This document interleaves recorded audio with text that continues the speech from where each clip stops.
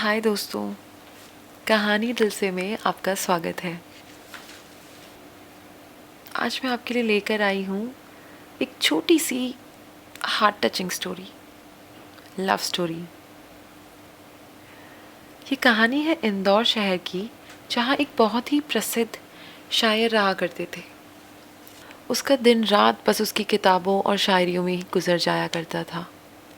अब शायर है तो अंदाज तो कुछ शायराना होगा ही, पर कुछ था उनके मन में जिस कारण अंदर से उदास रहा करते थे और अपनी उदासी को शायरी का नाम देकर कागज़ों पर उतार दिया करते थे। पर कहते हैं ना कि शोहरत इतनी आसानी से नहीं मिलती। उनकी प्रसिद्धि ज़रूर थी, पर उनकी आर्थिक स्थिति उतनी ही लाचार। घर वालों ने तो बहुत पहले ही साथ छोड़ दिया था। जैसे तैसे बस गुजारा चल रहा था, ऊपर से तन्हाई का जीना। एक दिन अपने हालातों से तंग आकर उन्होंने अपने मन की हर बात, हर जज्बात को कागज़ों में लिखकर किसी अनजान पते पर बिना सोचे समझे भेज दिया। उन्होंने सोचा कि ये पता तो गलत है, लौटकर वापस ये खत उनके खुद के दरवाजे पर ही आएंगे, तो क्यों ना खुद को खुद ही खत लिखूं। और इस तरह उन्होंने ऐसे कई खत उस अनजान पते पर भेजना शुरू कर दिया। पर शायद किस्मत को कुछ और ही मंजूर था। जिस पते पर उस शायर ने अपने खतों को भेजा, वो पता बनारस में रहने वाली एक चंचल लड़की का था। वो लड़की बनारस के एक वृद्धा आश्रम में काम किया करती थी। उसकी शादी उसके माँ बाप ने बहुत ही कम उम्र में लखनऊ के एक नामी खानदान में करवा दी थी, पर उसके पति की बहुत छोटी उम्र में ही मौत हो गई थी और घर वालों ने उस लड़की से अपने सारे रिश्ते नाते तोड़ लिए थे। इसलिए वो बनारस आकर एक विधवा का जीवन जीती और वहाँ के वृद्ध आश्रम में काम करके अपना गुजारा करती। पहले पहल को उन खतों का मतलब समझ नहीं आया। लगा शायद किसी ने गलती से उसे भेजा है।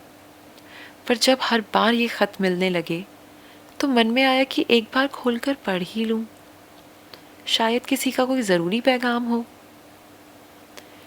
न जाने उन खतों में, उन शब्दों में क्या जादू था।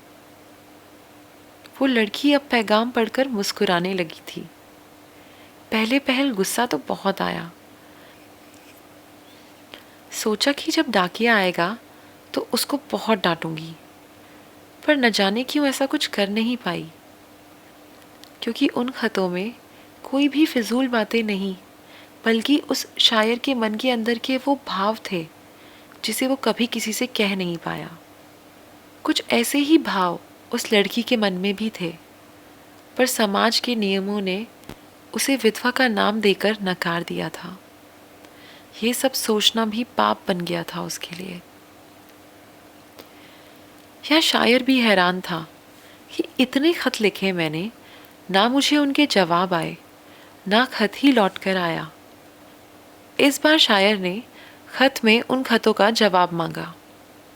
जब लड़की ने पढ़ा कि उसको जवाब चाहिए तो वो हैरान हो गई और सोचने लगी कि मैं कैसे किसी अजनबी को बिना जाने ऐसे खत लिखूं। फिर भी हिम्मत कर उसने 2 शब्द लिखकर भेज ही दिए। शायर ये जानकर कि उसे खतों के बदले जवाब आया, बहुत ही हैरान हो गया और उत्सुक होकर उसने वो खत पढ़ा। जैसे वैद्य नब्ज देखकर बीमारी बता देता है, वैसे ही शायर ने शब्दों को पढ़कर उसके मन का हाल जान लिया था। अब तो खतों का सिलसिला दोनों ओर से चलना शुरू हो गया। दोनों अब बहुत ही खुश रहने लगे, जैसे सब कुछ बदल सा गया हो। एक अलग सी मुस्कान रहने लगी थी दोनों के चेहरों पर। शायद ये उन खतों का ही जादू था जो दोनों के मन में खुशियां भर रहा था। फिर एक दिन शायर ने अपने बारे में लिखकर भेजा कि वो क्या करता है, कौन है, कैसा है। लड़की पढ़कर जानकर ज़रा डर सी गई।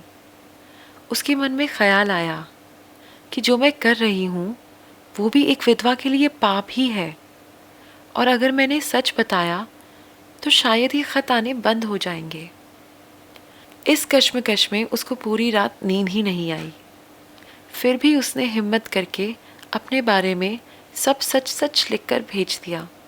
जब शायर ने वो खत पढ़ा तो उसके दिल में उस लड़की के प्रति इज्जत और सम्मान और भी बढ़ गया। और खत आना बंद नहीं हुआ। ये देखकर वो लड़की भी बहुत खुश हो गई कि शायद कोई तो है जो मेरे मन की बातों को सुनना चाहता है। फिर एक दिन उस शायर ने एक खत में पूछा, क्या हम कभी मिलेंगे? अगर हाँ तो कैसे, और अगर ना तो क्यों नहीं? लड़की ने जवाब में लिखा, ये महज एक खत नहीं है, ये हमारे मन के भाव हैं जो सिर्फ हम समझ सकते हैं, ये दुनिया नहीं। मिलना जुलना हर कोई चाहता है, पर मैं ये नहीं चाहती कि मेरे कारण समाज आपको कुछ भी अपशब्द कहे। इसलिए अगर आपको अच्छा लगे तो क्यों ना हम खतों से ही केवल जुड़े रहें। ये खत, ये शब्द, ये तो केवल हमारे हैं ना। इनके बीच में ना समाज है, ना कानून और ना ही कोई नियम। जब शायर ने ये सब पढ़ा तो वो उसके मन की बात को समझ गया और उसने उसकी बात मान ली। समय बदला। अब शायर बहुत ही नाम कमाने लगा, बहुत तरक्की करने लगा। यहाँ वो लड़की भी विधवाओं की सेवा मन से करने लगी और जो उसको और आगे बढ़ने की चाह थी उसको पूरा करके एक अच्छी शिक्षिका बन गई। पर जो नहीं बदला था वो था खतों का आना जाना। माना इस कहानी में बहुत सी संवेदना और समाज के कुछ कटु सत्य छुपे हैं, पर प्यार में दिल के तार जुड़ना और आपसी समझ होना बहुत ज़रूरी होता है। आज यंत्रों के दौर में लोग पास होकर भी दूर हो गए हैं, और जो दूर है वो दूर होकर भी कितने पास हो गए हैं। इसीलिए रिश्ता कोई भी क्यों ना हो, आपसी समझ, एक दूसरे का सम्मान और दूसरे के मन की बातों को सुनना बहुत ज़रूरी है, और यही हमें एक सुखद जीवन का आनंद देती है। कैसी लगी आपको ये कहानी? अगर आपको ये कहानी पसंद आई हो तो वीडियो को लाइक ज़रूर करें, चैनल को सब्सक्राइब करें और ऐसी और अच्छी कहानियों के लिए हमारे साथ जुड़े रहें। Have a good day. Thank you.